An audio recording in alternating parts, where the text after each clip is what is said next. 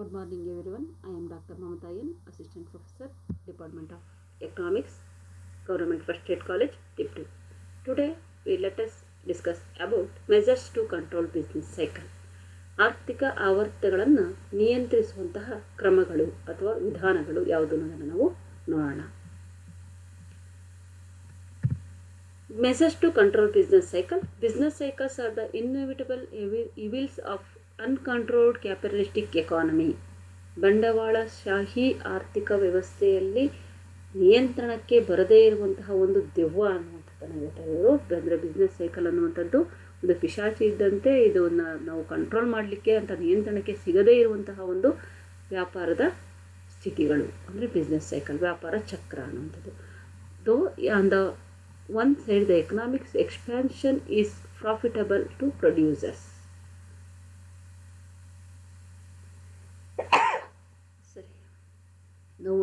On the one side, the economic expansion is profitable to producers. ಒಂದು ಕಡೆ ಇದು ಆರ್ಥಿಕ ವ್ಯವಸ್ಥೆಯನ್ನು ವಿಸ್ತರಿಸುತ್ತೆ ಮತ್ತು ಲಾಭದಾಯಕವನ್ನಾಗಿ ಮಾಡುತ್ತೆ ಉತ್ಪಾದಕರಿಗೆ, ಬಿಸ್ನೆಸ್ ಮೆನ್ ಆ್ಯಂಡ್ ಟ್ರೇಡರ್ಸ್, ಯಾರಿಗೆ ಉತ್ಪಾದಕರಿಗೆ ಮತ್ತು ವ್ಯಾಪಾರಸ್ಥರಿಗೆ ಹಾಗೂ ವ್ಯಾಪಾರಿಗಳಿಗೆ. It hits hard to the workers, ಆದರೆ ಇದು ಕೆಲಸಗಾರರಿಗೆ ಕಷ್ಟವನ್ನು ಸೃಷ್ಟಿ ಮಾಡುತ್ತೆ. Poor layman and fixed income rules, ಯಾರಿಗಪ್ಪ ಅಂತಂದರೆ ಕಡಿಮೆ ಆದಾಯ ಹೊಂದಿರುವಂತಹ ಕಾರ್ಮಿಕರಿಗೆ, ಕಡಿಮೆ ಆದಾಯ ಹೊಂದಿರೋರಿಗೆ ಮತ್ತು ಈ ಒಂದು ನಿರ್ದಿಷ್ಟ ಆದಾಯವನ್ನು ಗುಂಪಿನ ಜನರಿಗೆ ಇದು ಕಷ್ಟವನ್ನು ತಂದೊಡ್ಡುತ್ತೆ. On the other side, depreciation through the spreads and atmosphere of dull and pessimism. ಇದರ ಇನ್ನೊಂದು ಕಡೆ ನೋಡಿದಾಗ ನಾವು ಈ ಒಂದು ಡಿಪ್ರಿಷಿಯೇಷನ್ ಅನ್ನುವಂಥದ್ದು ಅಂದರೆ ಹಿಂಜರಿತ ಅನ್ನುವಂಥ ಮುಗ್ಗಟ್ಟು ಅನ್ನುವಂಥದ್ದು ಯಾವ ರೀತಿ ಅಂದರೆ ಎಲ್ಲ ಇಡೀ ಆರ್ಥಿಕ ವ್ಯವಸ್ಥೆಯನ್ನು ಪಸರಿಸಿ ಈ ಒಂದು ನಿರಾಶಾವಾದವನ್ನು ಮೂಡಿಸುತ್ತೆ. ಬೆನಿಫಿಟಿಂಗ್ ನಾನ್, ಇದರಿಂದ ಯಾವುದೇ ರೀತಿಯ ಲಾಭ ಅನ್ನುವಂಥದ್ದು ಇರೋದಿಲ್ಲ. It creates untold misery and sufferings to people in the form of unemployment and poverty. ಇದರಿಂದಾಗಿ ಆರ್ಥಿಕ ವ್ಯವಸ್ಥೆಯಲ್ಲಿ ನಿರುದ್ಯೋಗ ಮತ್ತು ಬಡತನ ಅನ್ನುವಂಥದ್ದು ಸೃಷ್ಟಿಯಾಗುತ್ತೆ. The uncontrolled and unchecked trade cycle would destroy the very basic structure of economy. ಇಡೀ ಆರ್ಥಿಕ ವ್ಯವಸ್ಥೆಯಲ್ಲಿ ನಾವು ನಿಯಂತ್ರಣವನ್ನು ನಿರ್ಧಾರ ಮಾಡಲಿಕ್ಕೆ ಸಾಧ್ಯತೆ ಇಲ್ಲದೇ ಇರುವಂತಹ ಒಂದು ಸ್ಥಿತಿಯನ್ನು ತಲುಪ್ತೀವಿ. Cyclical fluctuation are to be effectively controlled. ನಾವು ಈ ಒಂದು ಆರ್ಥಿಕ ಆವರ್ತಗಳನ್ನು ಒಂದು ಪರಿಣಾಮಕಾರಿಯಾದ ರೀತಿಯಲ್ಲಿ ನಿಯಂತ್ರಿಸುವಂಥದ್ದು ಹೇಗೆ? The economics and the government have suggested various stabilisations of policies. ಇವುಗಳನ್ನು ನಿಯಂತ್ರಣ ಮಾಡಲಿಕ್ಕೆ ಸರ್ಕಾರ ಮತ್ತು ಆರ್ಥಿಕ ವ್ಯವಸ್ಥೆ ಕೆಲವೊಂದು ನಿಯಂತ್ರಣ ಕ್ರಮಗಳನ್ನು, ಸ್ಟೆಬಿಲೈಸೇಷನ್ಸ್ ಪಾಲಿಸಿಗಳನ್ನು ಹೇಳಿದೆ. For strengthening the economy by controlling economic fluctuations. ಆರ್ಥಿಕ ವ್ಯವಸ್ಥೆಯನ್ನು ಮೇಲ್ಮಟ್ಟಕ್ಕೆ ಒಯ್ಯುವಂತಹ, ಸ್ಟ್ರೆಂಥನ್ ಮಾಡುವಂಥದ್ದು ಮತ್ತು ಅದನ್ನು ನಿಯಂತ್ರಣ ಮಾಡುವಂತಹ ಒಂದು ಕ್ರಿಯೆಗಳನ್ನು ಇದರಲ್ಲಿ ತಿಳಿಸಲಾಗಿದೆ. ಸ್ಟೆಬಿಲೈಸೇಷನ್ ಪಾಲಿಸೀಸ್ ಯಾವುದು ಅಂತಂದರೆ, the stabilisation policies R probably classified under 5 categories.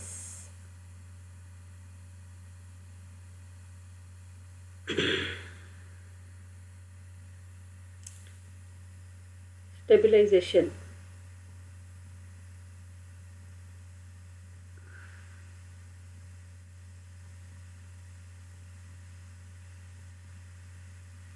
ಸ್ಥಿರೀಕರಣದ ನೀತಿಗಳು, ಸ್ಥಿರೀಕರಣ ಅಥವಾ ಸ್ಥಿರೀಕರಣ ಅಂತ.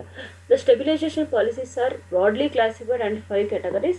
ಒನ್ ಈಸ್ ಮಾನಿಟರಿ ಮೆಷರ್ಸ್ ಅಂದರೆ ಹಣಕಾಸಿನ ಒಂದು ವಿಧಾನಗಳು.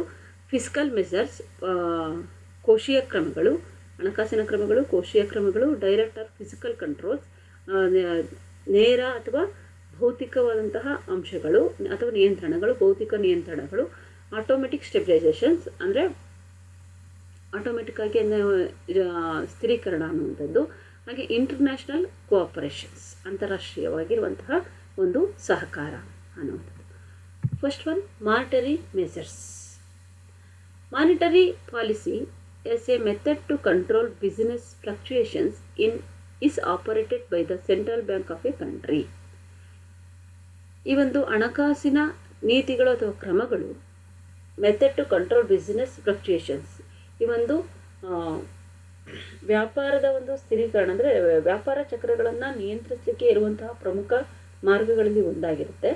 ಇದನ್ನು ಕೇಂದ್ರ ಬ್ಯಾಂಕು, ಯಾವುದೇ ಒಂದು ದೇಶದ ಕೇಂದ್ರ ಬ್ಯಾಂಕು ಆಪರೇಟನ್ನು ಮಾಡುತ್ತೆ, ಆಡಳಿತವನ್ನು ನಡೆಸುವಂಥದ್ದು, ನಿಯಂತ್ರಿಸುವಂಥ ಒಂದು ಕ್ರಮವನ್ನು ನಿಯಂತ್ರಿಸುವಂತಹ ಒಂದು ಸಾಮರ್ಥ್ಯ ಇರೋದು ಕೇಂದ್ರ ಬ್ಯಾಂಕಿಗೆ.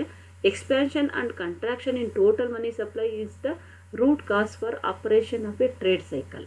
ವ್ಯಾಪಾರದ ಚಕ್ರಗಳ ಒಂದು ಹಣದ ಪೂರೈಕೆ ಹೆಚ್ಚಳ, expansion and contraction in total money supply, ಹಣದ ಒಂದು ಪೂರೈಕೆಯ ಹೆಚ್ಚಳ ಅನ್ನುವಂಥದ್ದು, ವಿಸ್ತರಣೆ ಅನ್ನುವಂಥದ್ದು ಈ ಒಂದು ವ್ಯಾಪಾರ ಚಕ್ರಗಳಿಗೆ ಕಾರಣ ಆಗಿರುತ್ತೆ. Hence monetary policy is concern with administering and controlling a country's total money supply including currency notes. ಈ ಒಂದು ಹಣಕಾಸು ನೀತಿ ಎನ್ನುವಂಥದ್ದು ಏನು ಮಾಡಬೇಕಿರುತ್ತೆ ಇಲ್ಲಿಂದ ಅಂದರೆ, ಈ ಒಂದು ಯಾವುದೇ ಒಂದು ದೇಶದ ಒಟ್ಟಾರೆ ಹಣದ ಪೂರೈಕೆ ಪ್ರಮಾಣವನ್ನು ಹಣದ ಅಂದರೆ ನೋಟುಗಳನ್ನು, ಅದರಲ್ಲೂ ಸಹ ನಾಣ್ಯ ಅಂತ ನೋಟುಗಳಿಂದ ಚಲಾವಣೆಯಲ್ಲಿರುವಂತಹ ನಾಣ್ಯ ಮತ್ತು ನೋಟುಗಳನ್ನು ನಿಯಂತ್ರಿಸುವಂತಹ ಕೆಲಸವನ್ನು ಮಾಡುತ್ತೆ. Credit money level of interest rates, ಅದರ ಜೊತೆಗೆ ಹಣದ ಪೂರೈಕೆ ಎನ್ನುವಂಥದ್ದು ಕಾಗದದ ನೋಟುಗಳಾಗಿರ್ಬೋದು, ನಾಣ್ಯಗಳಾಗಿರ್ಬೋದು, ಅಥವಾ ಬ್ಯಾಂಕಿನ ಹಣ ಆಗಿರ್ಬೋದು. ಲೆವೆಲ್ ಆಫ್ ಇಂಟರೆಸ್ಟ್ ರೇಟ್, ಬಡ್ಡಿಯ ದರಗಳಲ್ಲಿ ಏರಿಸುತ್ತಾ ಅಂದರೆ ಬಡ್ಡಿಯ ದರದ ಮಟ್ಟಗಳಾಗಿರ್ಬೋವಂಥದ್ದು. Managing exchange rates, directly price income, ಈ ಒಂದು ವಿನಿಮಯ ದರ ಅನ್ನುವಂಥದ್ದು, ಮತ್ತು ಆದಾಯದ ಬೆಲೆಗಳು ಅನ್ನುವಂಥದ್ದು ಇರ್ಬೋದು. Wage controls and budgetary operations, ಕೂಲಿಯ ಒಂದು ನಿಯಂತ್ರಣ ಅನ್ನುವಂಥದ್ದು ಇರ್ಬೋದು, ಮತ್ತು ಆಯವ್ಯಯದ ಒಂದು ವಿಧಾನಗಳಾಗಿರ್ಬೋದು. Indirectly affect the total money supply, direct ಮತ್ತು ಇಂಡೈರೆಕ್ಟ್ ಆಗಿ ಬಂದ ನೇರ ಮತ್ತು ಪರೋಕ್ಷವಾಗಿ ಈ ಎಲ್ಲ ಅಂಶಗಳು ಸಹ ಈ ಒಂದು ಹಣದ ಪೂರೈಕೆ ಹೆಚ್ಚಳವನ್ನು ಆರ್ಥಿಕ ವ್ಯವಸ್ಥೆಯಲ್ಲಿ ಮಾಡ್ತವೆ. ಟು ಸ್ಟೆಬಿಲೈಸ್ ದ ಎಕಾನಮಿ, ಇದರಿಂದಾಗಿ ಆರ್ಥಿಕ ಒಂದು ಸ್ಥಿರೀಕರಣಕ್ಕೆ ಕೇಂದ್ರ bank both quantitative and qualitative monetary measures, ಅಂದರೆ ಪರಿಮಾಣಾತ್ಮಕ ಮತ್ತು ಗುಣಾತ್ಮಕ ಎರಡೂ ವಿಧಾನಗಳನ್ನು ಅನುಸರಿಸಿ ಈ ಒಂದು ಹಣಕಾಸಿನ ಕ್ರಮಗಳನ್ನು ಅನುಸರಿಸುವ ಮೂಲಕ ವ್ಯಾಪಾರ ಚಕ್ರಗಳನ್ನು ನಿಯಂತ್ರಿಸುವಂತಹ ಕಾರ್ಯವನ್ನು ಮಾಡುತ್ತೆ ಅನ್ನುವಂಥದ್ದು. ಅಂದರೆ ನಮ್ಮ ಆದಾಯದಲ್ಲಿ, ಕೂಲಿಯಲ್ಲಿ, ಬಡ್ಡಿಯ ದರದಲ್ಲಿ, ಕರೆನ್ಸಿ ನೋಟುಗಳ ರೂಪದಲ್ಲಿ ಹಣದ ಪೂರೈಕೆ ಅನ್ನುವಂಥದ್ದು, ಬ್ಯಾಂಕ್ಗಳ ಸಾಲದ ಹಣದಲ್ಲಿ ಮೂಲಕ ಹೆಚ್ಚಳ, ನಿರಂತರವಾಗಿ ಆರ್ಥಿಕ ವ್ಯವಸ್ಥೆಯಲ್ಲಿ ಹೆಚ್ಚುತ್ತಿರುವಂತಹ ಹಣದ ಒಂದು ಪೂರೈಕೆಯನ್ನು ನಿಯಂತ್ರಿಸುವಂತಹ ಕ್ರಮವನ್ನು ಕೇಂದ್ರ ಬ್ಯಾಂಕು ಮಾಡುತ್ತೆ. ಆ ಮೂಲಕ ವ್ಯಾಪಾರ ಚಕ್ರಗಳ ಒಂದು ನಿಯಂತ್ರಣವನ್ನು ಅಥವಾ ವ್ಯಾಪಾರ ಚಕ್ರಗಳಿಂದ ಆಗುವಂತಹ ಅನಾಹುತಗಳನ್ನು ತಪ್ಪಿಸಲಿಕ್ಕೆ ಕಾರಣ ಆಗುತ್ತೆ ಅಂತ. Second one, fiscal measures or fiscal policy, ಭೌತಿಕ ಕೋಶೀಯ ನೀತಿ ಅಥವಾ ಕೋಶೀಯ ಒಂದು ಮಾಪನ ಅಂತ. Fiscal policy refers to government policy program of taxation. ಈ ಫಿಸಿಕಲ್ ಪಾಲಿಸಿ ಎನ್ನುವಂಥದ್ದು ಅಂದರೆ ಕೋಶೀಯ ನೀತಿ ಎನ್ನುವಂಥದ್ದು ಸರ್ಕಾರದ ಒಂದು ತೆರಿಗೆ ತತ್ವವನ್ನು ಒಳಗೊಂಡಿರುವಂಥದ್ದು. ಸರ್ಕಾರದ ಒಂದು ಟ್ಯಾಕ್ಸೇಷನ್, ಎಕ್ಸ್ಪೆಂಡಿಚರ್, ಬಾರೋಯಿಂಗ್, ಡೆಪ್ಟ್ management, deficit financing, other financial operation to achieve certain well defined objectives of the government. ಸರ್ಕಾರದ ತೆರಿಗೆ ವೆಚ್ಚ ಮತ್ತು ಸಾಲ ಹಾಗೂ ಈ ಒಂದು ಸಾಲದ ಒಂದು ನಿರ್ವಹಣೆ ಮತ್ತು ಕೋಶೀಯ ಕೊರತೆ ಹಣಕಾಸಿಗೆ ಸಂಬಂಧಪಟ್ಟಿರುವಂತಹ ಒಂದು ಅಂಶಗಳಾಗಿರುತ್ತೆ. ಇವುಗಳನ್ನು ಅಬ್ಜೆಕ್ಟಿವ್ಸ್ ಅಂದರೆ ಇವುಗಳನ್ನು ಒಳಗೊಂಡಿರುವಂಥದ್ದನ್ನು ನಾವು ಎಂತ ಕರಿತೀವಿ, ಕೋಶೀಯ ನೀತಿ ಅಂತ ಕರಿತೀವಿ. It is also called as budgetary policy of government. ಇದನ್ನು ನಾವು ಆಯವ್ಯಯ ನೀತಿ ಅಂತಲೂ ಸರ್ಕಾರದ ಆಯವ್ಯಯ ನೀತಿ ಅಂತಲೂ ಸಹ ಕರಿತೀವಿ. It is also called as budgetary policy of the government.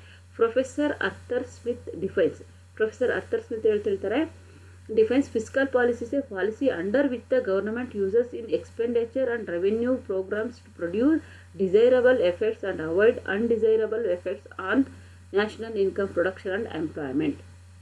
ಈ ಒಂದು ಕೋಶೀಯ ನೀತಿ ಎನ್ನುವಂಥದ್ದು ಸರ್ಕಾರದ ಒಂದು ವೆಚ್ಚ, ಆದಾಯಕ್ಕೆ ಸಂಬಂಧಪಟ್ಟಿರುವಂತಹ ಮತ್ತು ಡಿಸೈರಬಲ್ ಎಫೆಕ್ಟ್ಸ್ ಅಂದರೆ ಪರಿಣಾಮಕಾರಿ ಉತ್ಪಾದನೆಯ ಪರಿಣಾಮಕಾರಿ ಏರಿಳಿತಗಳಿಗೆ ಕಾರಣವಾಗಿರುವಂತಹ ರಾಷ್ಟ್ರೀಯ ಆದಾಯದ ಒಂದು ಹೆಚ್ಚಳಕ್ಕೆ ಕಾರಣವಾಗುವಂತಹ national income production and employment, ಉತ್ಪನ್ನ ಮತ್ತು ಉದ್ಯೋಗ ಅವಕಾಶಗಳ ಹೆಚ್ಚಳಕ್ಕೆ ಕಾರಣವಾಗುವಂತಹ ಒಂದು ಅಂಶಗಳಾಗಿರುತ್ತೆ.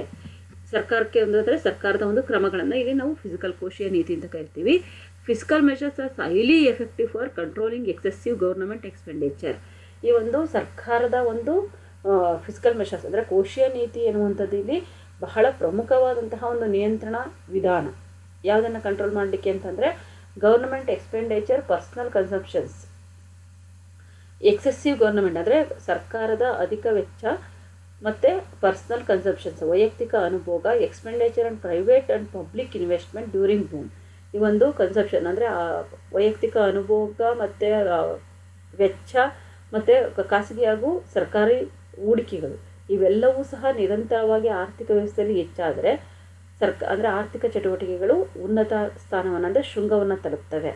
On the other hand they help increasing government expenditure.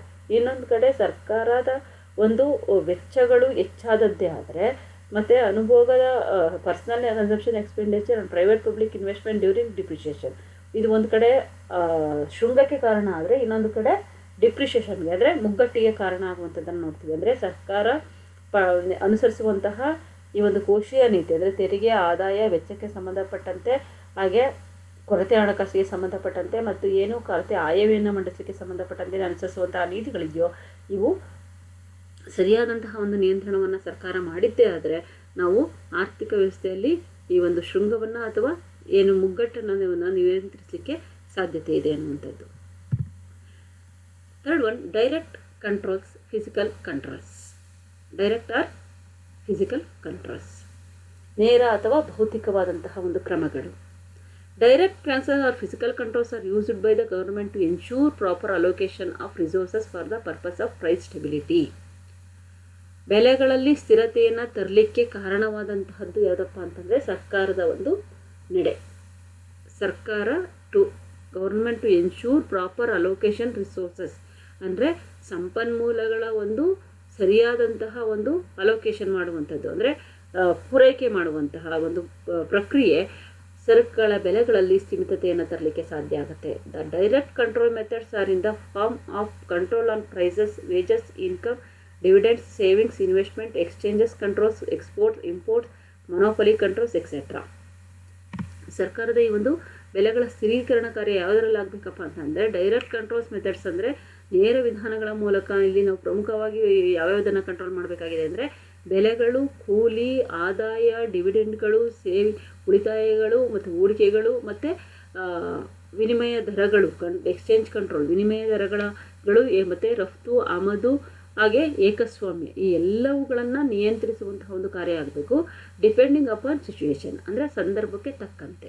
For example, during depreciation government may announce support price for goods and commodities.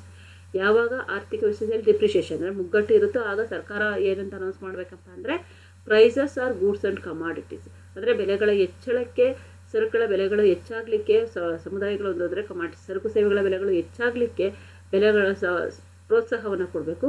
Virus during inflation a price control policy to adapted ಅಂದರೆ ಬೆಲೆಗಳನ್ನು ನಿಯಂತ್ರಿಸುವಂತಹ ಕೆಲಸವನ್ನು ಅಂದರೆ ಹಣದುಬ್ಬರದ ಸಂದರ್ಭದಲ್ಲಿ ಬೆಲೆಗಳನ್ನು ನಿಯಂತ್ರಿಸುವಂತಹ ಕೆಲಸವನ್ನು ಸರ್ಕಾರ ಮಾಡಬೇಕು.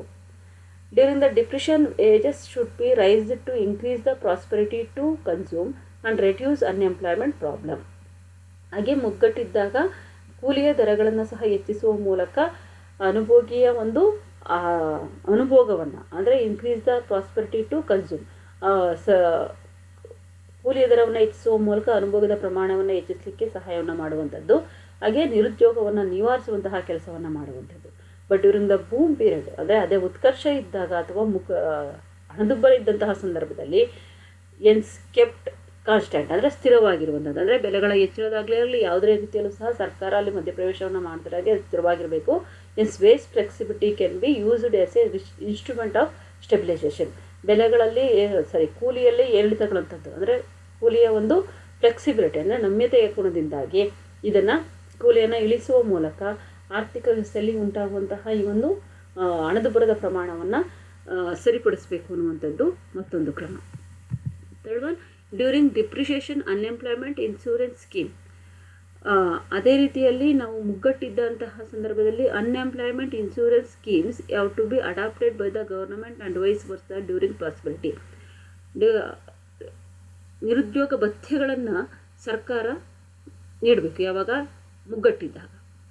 ಆ ಮೂಲಕ ಜನರಲ್ಲಿ ಸ್ವಲ್ಪ ಚೇತರಿಕೆಯನ್ನು ಉಂಟು ಮಾಡಲಿಕ್ಕೆ ಅಂದರೆ ಅವರಿಗೆ ಆದಾಯ ಸಿಗುವಂತೆ ಮತ್ತು ಅವರ ಅನುಭೋಗದ ಪ್ರಮಾಣ ಹೆಚ್ಚಾಗುವಂತೆ ಅವರಲ್ಲಿ ಒಂದು ಸಾಮರ್ಥ್ಯ ಹೆಚ್ಚುವಂತೆ ಮಾಡುವ ಮೂಲಕ ಆರ್ಥಿಕ ವ್ಯವಸ್ಥೆಯಲ್ಲಿ ಸ್ವಲ್ಪ ಮಟ್ಟಿಗೆ ಚೇತರಿಕೆಯನ್ನು ಉಂಟು ಮಾಡಲಿಕ್ಕೆ ಕಾರಣ ಆಗಬೇಕು.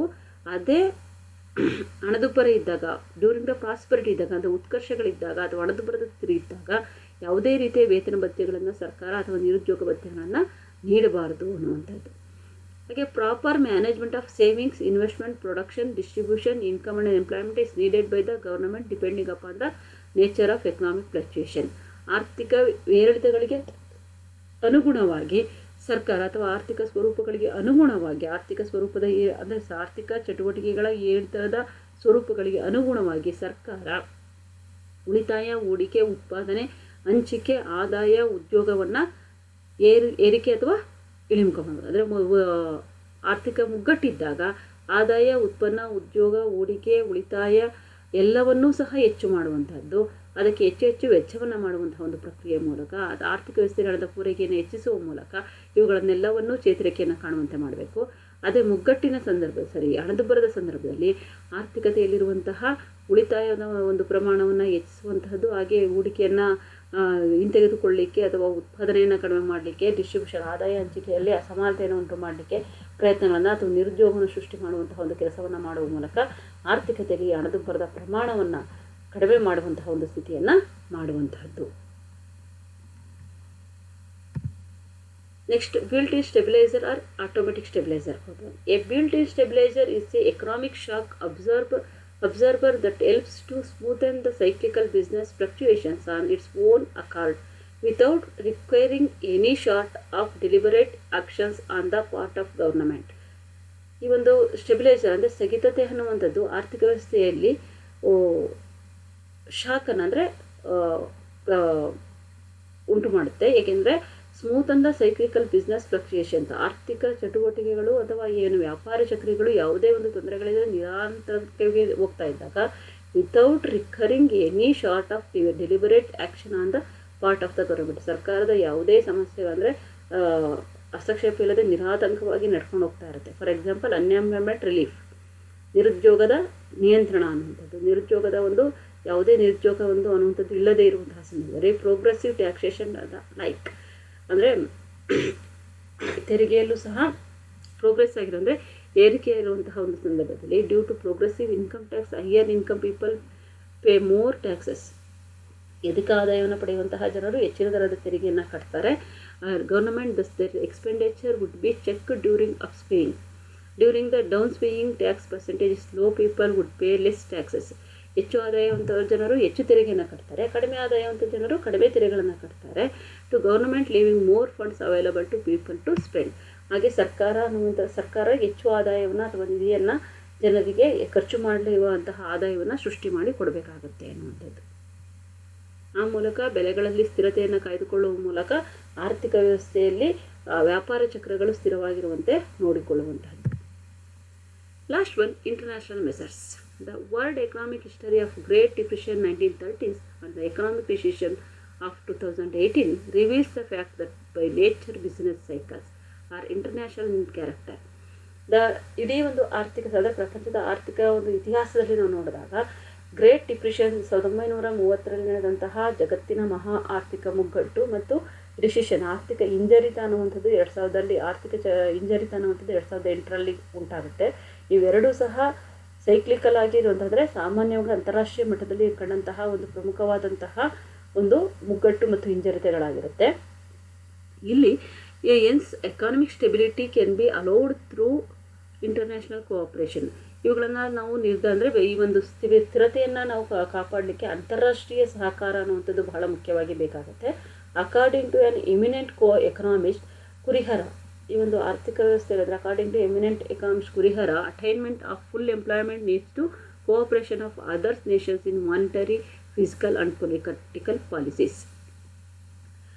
ಕುರಿಹರರವರು ಹೇಳ್ತಾರೆ, ಕುರಿಹರರವರ ಪ್ರಕಾರ ಹೇಳೋದಾದರೆ ಅವರು ಆರ್ಥಿಕ ವ್ಯವಸ್ಥೆಯಲ್ಲಿ ಪೂರ್ಣೋದ್ಯೋಗ ಅನ್ನುವಂಥದ್ದು ಆರ್ಥಿಕ ಚಟುವಟಿಕೆಗಳಂದರೆ cooperation of national in monetary, physical and political policy, ಹಣಕಾಸಿನ ಮತ್ತು ಕೋಶೀಯ ಹಾಗೂ ರಾಜಕೀಯ ನೀತಿಗಳನ್ನು ನಿರೂಪಿಸಲಿಕ್ಕೆ, ಯಾವುದೇ ಒಂದು ರಾಷ್ಟ್ರದ ನೀತಿಯನ್ನು ನಿರೂಪಿಸಲಿಕ್ಕೆ, ಪೂರ್ಣೋದ್ಯೋಗವನ್ನು ಸ್ಥಾಪನೆ ಮಾಡಲಿಕ್ಕೆ ಅತ್ಯಂತ ಅಗತ್ಯವಾಗಿರುವಂತಹದ್ದು ಅಂತಾರಾಷ್ಟ್ರೀಯವಾದಂತಹ ಸಹಕಾರ ಅನ್ನುವಂಥದ್ದು. ಈ ಅಂತಾರಾಷ್ಟ್ರೀಯ ಸಹಕಾರ ಇದ್ದಾಗ ನಾವು ಆರ್ಥಿಕ ಚಟುವಟಿಕೆಯ ಏರಿಳಿತಗಳನ್ನು ತಹಬಂದಿಗೆ ತರುವ ಮೂಲಕ ನಿರಾತಂಕವಾಗಿ ಆರ್ಥಿಕ ಚಟುವಟಿಕೆಗಳನ್ನು ನೆರವೇರಿಸಿಕೊಂಡು ಹೋಗಬಹುದು ಅನ್ನುವಂಥದ್ದು ಕುರಿಹರರವರ ಅಭಿಪ್ರಾಯ. Conclusion. Among the various instruments of stabilization policy, no single method is sufficient to control cyclical fluctuations.